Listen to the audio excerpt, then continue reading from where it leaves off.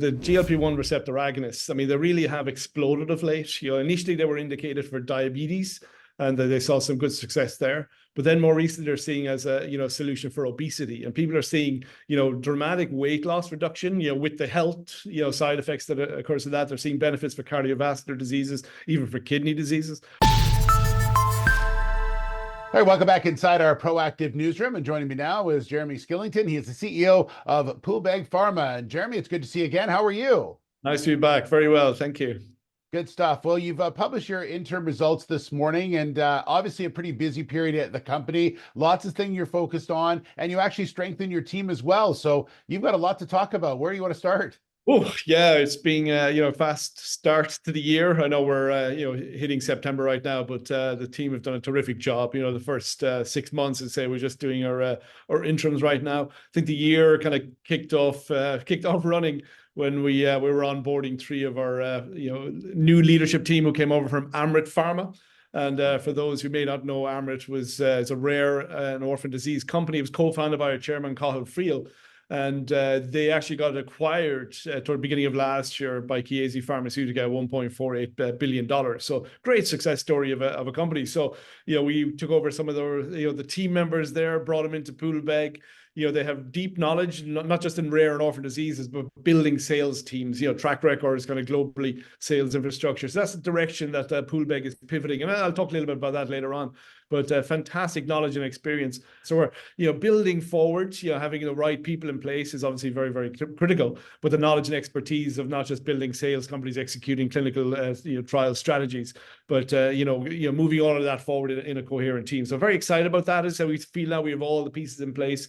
And now we're looking to kind of bring in other programs on top of our existing programs to build out that kind of sales infrastructure and getting revenue generation. That's a key strategy for Poolbeg now in the not too distant future. Yeah, and you talked about in the interim results an option agreement you signed in April, and this is obviously a pretty significant one, a very exciting one for the company. Yeah, absolutely, and the same theme, as rare and orphan diseases, and I'll touch about our existing pipeline later on. But this is a 12-month option agreement with Silk Road Therapeutics, and that's to acquire a novel, it's topical mucoadherent drug for Behçet's disease. The drug is pentoxifylline that has been on the market for other uses, but this is a different formulation.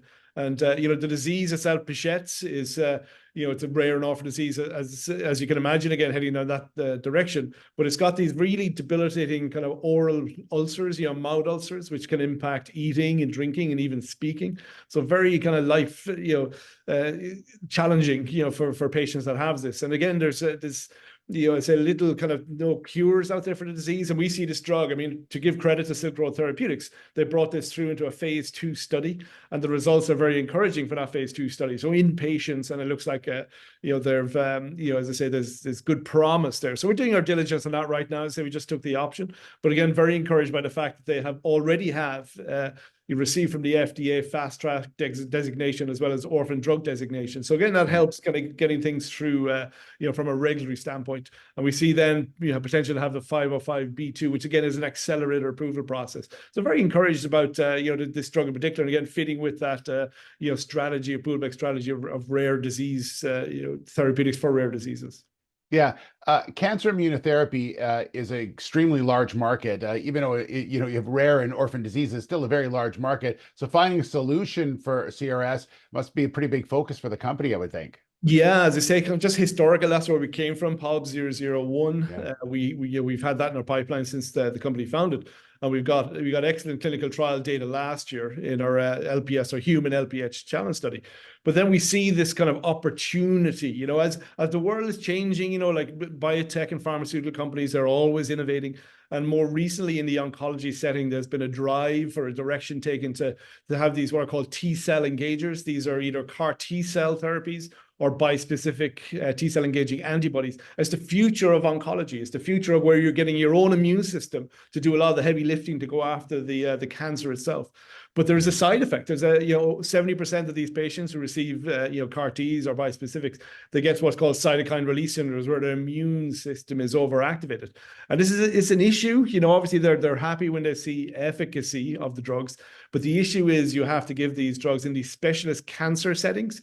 And what that does, it kind of slows down the throughput of patients coming through, because they have to put them in there in case they get CRS. And I say the numbers are quite high, so they have to be around for a week or two post-treatment just in case they develop CRS. So there's a lot of interest in coming up with solutions for CRS. And the data we've generated, both pre-clinically and both in the clinic through our LPS challenge studies, we believe we've got an exciting drug that can address that market. And again, this is, as I say, a large kind of headache. It is a growing market, and because of the these patients staying in these say specialist cancer units, it's estimated that the healthcare cost alone to that is about 5.5 billion by 2030. So again, it's a large market, and this is, as I say, where cancer therapies are going. So there's a lot of interest in pharma companies going that direction. And we see ourselves specifically, this is a $10 billion US market, because of all these kind of T-cell engaging drugs coming through. And again, something, as I say, that pharma are looking for solutions to. Absolutely. I want to shift your attention a little bit, if I could, Jeremy. GLP-1 continues to be a hot topic for people. Explain to people what that is and how you're progressing with your oral GLP-1.